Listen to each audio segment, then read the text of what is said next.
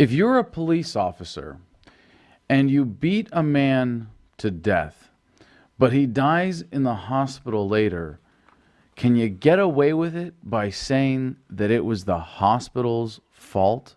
Apparently, that's what Officer Ramos is trying to do.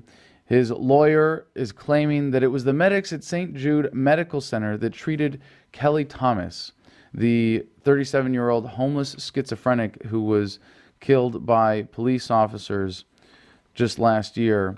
He's trying to claim that it wasn't his fault that Kelly Thomas died. It was the fact that he didn't get adequate medical attention. So let me just get this straight for you here.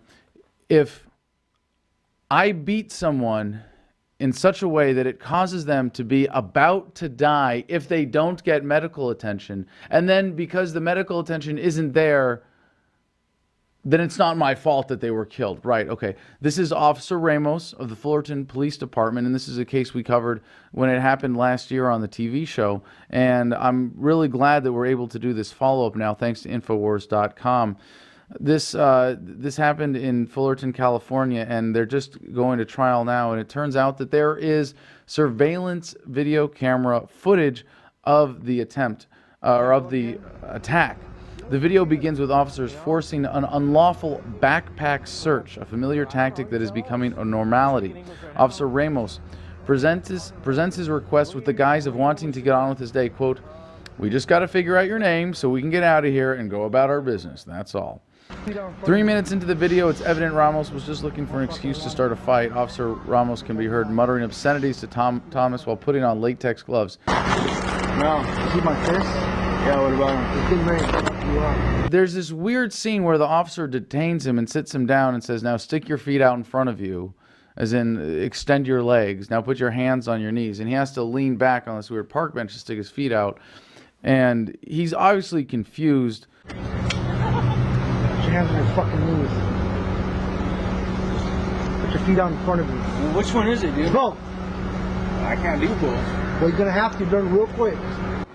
You can hear on the video him screaming, and I remember when we covered the report, you could hear, we reported that he was calling for his father, who was a former officer himself, and you can hear him screaming, "Dad, Dad," as he's getting beaten now by 6, 7 police officers that have come to the scene.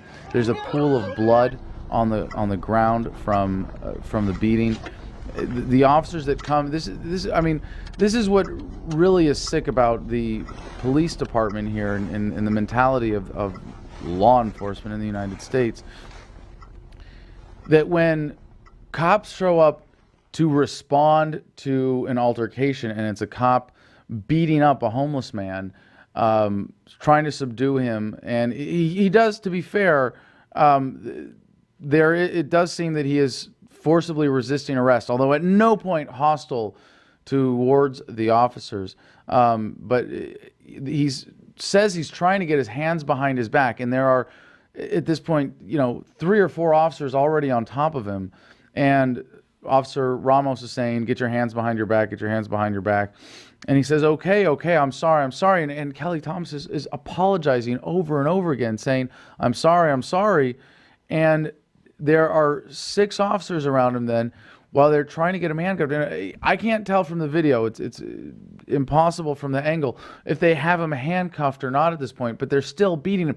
And I don't care how strong someone is. If you're a police officer and you have 3 guys helping you out and you can't get a guy's hands behind his back to cuff him, and so you just keep beating the shit out of him until he's dead in a hospital, that doesn't really cut it. But the fact is that these officers that showed up didn't assess the situation beyond, it's a cop beating someone else up, he must be a threat, let's help beat him up. And that's the other officers that come to the scene don't come in and rush down and get on top of him and properly subdue him with force to put his hands behind his back and handcuff him. No, they help Officer Ramos beating him. They're kicking him, kneeing him, and that's what's so fucked up here. There are only 2 officers that are being charged. Officer Ramos and Ciccinelli. They also tasered him. multiple times tasered him, and they couldn't get him handcuffed, so they had to keep beating him. I mean, the idea of tasers is that you can cause someone without causing damage to drop to their knees, to give up resistance because of the overwhelming pain. And it works. I can tell you, I've been tasered. It might not be something that freaks you out or is overwhelming pain, but it's overwhelming enough that you can't really do anything else while you're being tasered. Except maybe scream and struggle spastically. So what happened? He was in a coma for 5 days before he died in a hospital.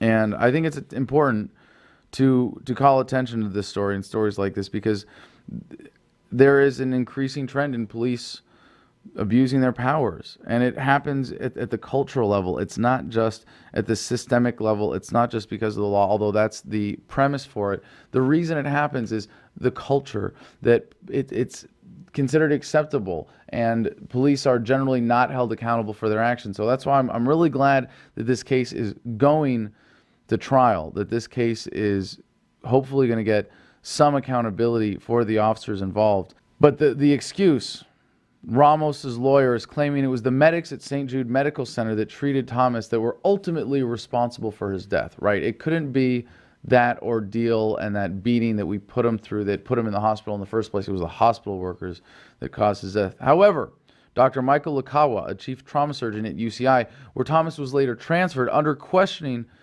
stated that St. Jude's did everything right. And he acknowledged that doctors at St. Jude's had informed him about the difficulty of inserting a breathing tube into Thomas's mouth necessary to deter low levels of oxygen in the blood. Although he testified prior to viewing the video, after seeing it, Lakawa could see why, under the weight of the officers on top of him, Thomas's brain was starving for oxygen. Fucking sick shit. We'll be following this, and I hope they throw the book at these cops, for lack of a better term to describe what I would want to see happen to them. I mean, really, what should have happened is that an armed citizen, if they had witnessed the entire proceeding, should have shot those cops while it was happening. Yeah. And I don't think that's going to happen. But really, in a just world, if there was someone there who was armed, who cared about justice, who wanted to save this man's life, those cops wouldn't be on trial after unpaid or paid leave, whatever it was they got for this incident. And they would have been shot right there. That would have been the end of it. And that would have been justice for Kelly Thomas, who might be alive today if the American culture of law enforcement was not one in which we abdicated our responsibility to look out for each other and provide for the public safety, and instead institutionalized this sick, perverse government that hires thugs to, well, control, kill, and beat us into submission rather than actually provide for the public safety.